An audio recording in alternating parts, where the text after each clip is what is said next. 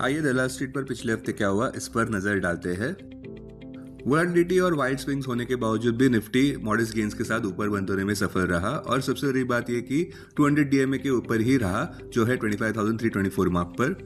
हम डिटेल में जाने से पहले बड़ी खबर यह है कि कैप अप ओपनिंग सोमवार के व्यापार में देखने को मिल सकती है। पॉजिटिव कैटलिस्ट ये है कि यूएस सुप्रीम कोर्ट ने ट्रम्प के इमरजेंसी टैरिफ्स को स्ट्राइक डाउन कर दिया है। वीकली स्कोर कार्ड देखें तो निफ्टी क्लोजिंग प्राइस 25,571 0.39% ऊपर, सेंसेक्स क्लोजिंग प्राइस 82,815 0.23% ऊपर, बैंक निफ्टी क्लोजिंग प्राइस 61,172 1.64% ऊपर। पिछले हफ्ते की पॉजिटिव बात यह रही कि बैंक निफ्टी एक स्टार आउट परफॉर्मर रहा जहां पे इक्विटी बेंचमार्क्स ने हफ्ते का अंत साइजेबल गेन्स के साथ किया और सबसे बड़ी बात यह कि 5 में से 4 सेशंस पॉजिटिव रहे। निफ्टी भी 5 में से 4 सेशंस पॉजिटिव में रहा जहां पे ऑप्टिमिज्म देखने को मिला इंडिया एआई इम्पैक्ट समिट 2026 को लेकर, जो वीक ग्लोबल क्यूज और मिक्स डोमेस्टिक डेटा को ओवरशैडो करता नजर आया। अब पिछले हफ्ते दिन प्रतिदिन इंडाइसेस कैसे परफॉर्म किए इस पर ध्यान देते हैं। सोमवार से बुधवार के व्यापार में निफ्टी में 3 दिन की रैली देखने को मिली जिसमें मुख्यतः बैंकिंग स्टॉक्स और फाइनेंशियल स्टॉक्स का योगदान था। गुरुवार के व्यापार में बेयर्स पूरी तरह से डोमिनेट करते नजर आए जहां पे सेल ऑफ देखने को मिला बढ़ते जियोपॉलिटिकल टेंशंस और हॉकिश फेड अंडरटोन्स की वजह से, और आखिरकार शुक्रवार को एक मॉडेस्ट रिबाउंड देखने को मिला। फिर भी प्रॉफिट बुकिंग की वजह से गेन्स सीमित रहे।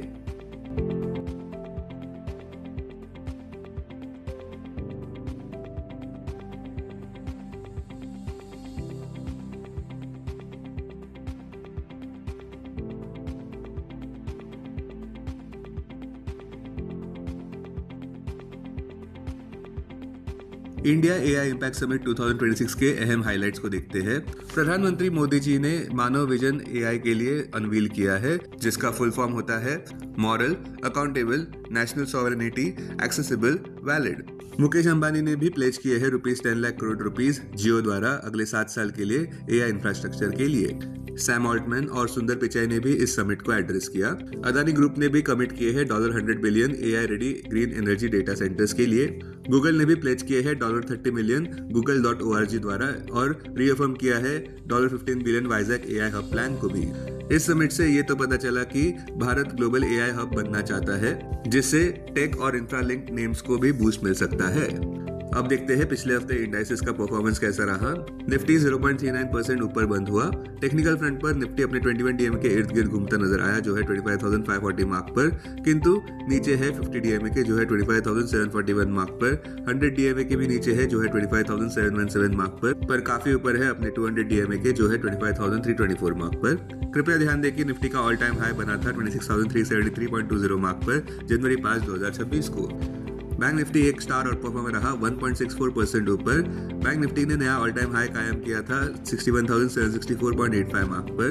बैंक निफ्टी का 200 डीएमए 57,263 मार्क पर। निफ्टी प्राइवेट बैंक इंडेक्स 0.52% ऊपर बढ़ा जबकि निफ्टी पीएसयू बैंक इंडेक्स 1.68% ऊपर बढ़ा।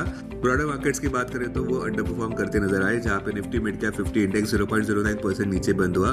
निफ्टी स्मॉल कैप इंडेक्स 0.11% नीचे बंद हुआ। बुलिश सेक्टर्स की बात करें निफ्टी एनर्जी 2.41% ऊपर, निफ्टी एफएमसीजी 1.71% ऊपर, निफ्टी फार्मा 1.16% ऊपर, निफ्टी मेटल 0.99% ऊपर, निफ्टी इंफ्रा 0.94% ऊपर। वही बेरिश सेक्टर्स रहे निफ्टी मीडिया 2.46% नीचे, निफ्टी आईटी 2.07% नीचे, निफ्टी ऑटो 1.37% नीचे, निफ्टी रियल्टी 0.35% नीचे।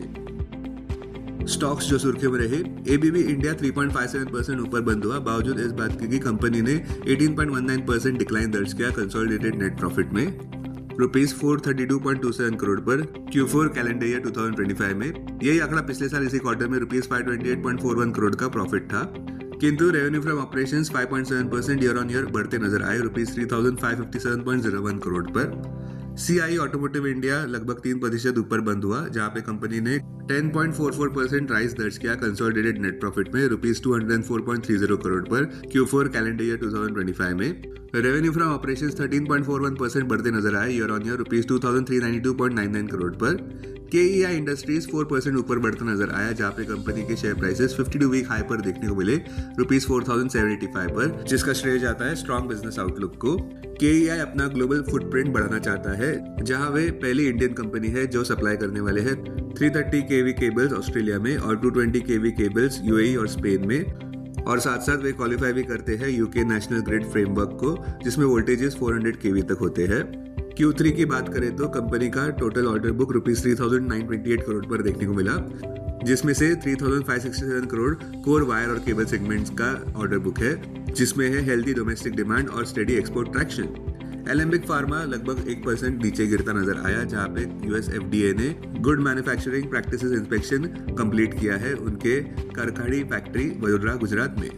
हिंदुस्तान यूनिलीवर कंसोलिडेट होता हुआ नजर आया, जहां पे कंपनी ने अप्रूव किया है रुपीज 2000 करोड़ का इन्वेस्टमेंट, जिसमें वे एक्सपांड करने वाले हैं मैन्युफैक्चरिंग कैपेसिटी उनके फास्ट ग्रोइंग प्रीमियम सेगमेंट्स में, जिसमें ब्यूटी, वेलबींग और होम केयर शामिल है।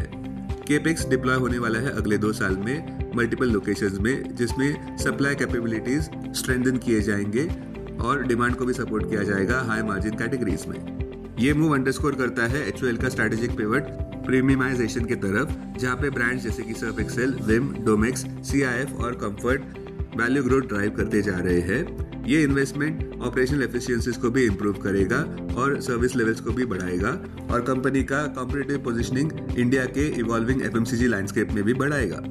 जाइडस लाइफ साइंसेज कंसोलिडेट होता हुआ नजर आया, जहां पे कंपनी को फाइनल अप्रूवल मिला है यूएस एफडीए से बोसेंटिन टैबलेट्स के लिए, जो है ओरल सस्पेंशन के 32 mg।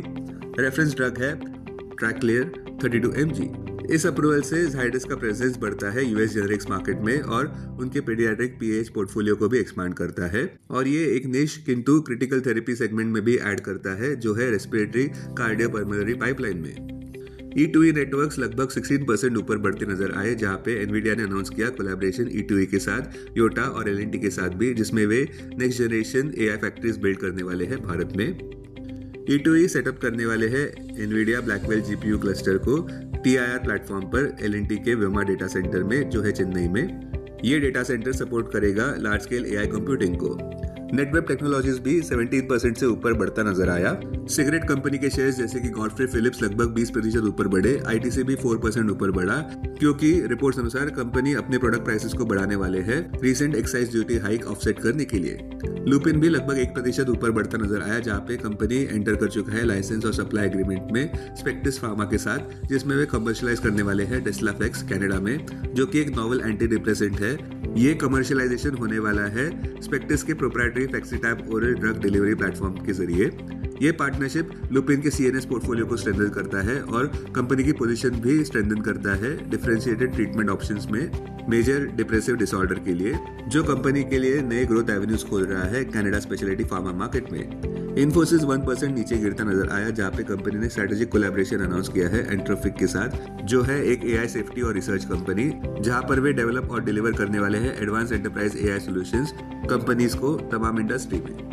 डिलीवरी 2.47% ऊपर बढ़ता नजर आया, जहां पे कंपनी ने स्ट्रेटेजिक पार्टनरशिप अनाउंस की है इलेक्ट्रिक मोबिलिटी स्टार्टअप रिडेव से, जिसमें वे डिप्लॉय करने वाले हैं 150 हाई परफॉर्मेंस इलेक्ट्रिक व्हीकल्स तमाम भारत में अगले 3 महीनों में। रिफेक्स इंडस्ट्रीज भी 3% ऊपर बढ़ता नजर आया, जहां पे कंपनी ने कहा कि उनको ऑर्डर मिला है कुल मिलाकर रुपीज 49.22 करोड़ का एक मिनी रत्न पब्लिक सेक्टर अंडरटेकिंग से।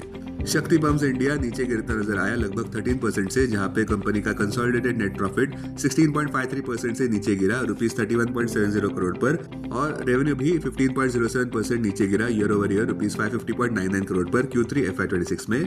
कार्टेड टेक 2% ऊपर बढ़ता नजर आया, जहां पे कंपनी ने अनाउंस किया मल्टी एजेंट एआई इकोसिस्टम के रोल आउट का, जो कि एक टेक्नोलॉजी लेड इनिशिएटिव है, जिसमें वे कस्टमर एक्सपीरियंस को इंप्रूव करने वाले हैं, जिससे मार्जिन एक्सपेंशन होगा तमाम प्लेटफॉर्म में। केफिन टेक्नोलॉजीज 4% ऊपर बढ़ता नजर आया, जहां पे कंपनी का नेट प्रॉफिट 2.02% बढ़ा रुपीज 91.99 करोड़ पर और रेवेन्यू फ्रॉम ऑपरेशंस भी 27.88% बढ़ते नजर आए रुपीज 370.87 करोड़ पर Q3 FY26 में।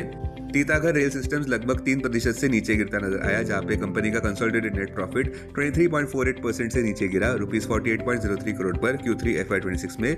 रेवेन्यू भी 7.8% नीचे गिरा year over year rupees 832.06 crore पर। पिछले हफ्ते के निफ्टी 50 के गेनर्स इस प्रकार रहे: लार्सन 4.95% ऊपर, HDFC लाइफ इंश्योरेंस 4.57% ऊपर, ITC 4.22% ऊपर, ONGC 4.21% ऊपर, पावर ग्रिड 4.09% ऊपर।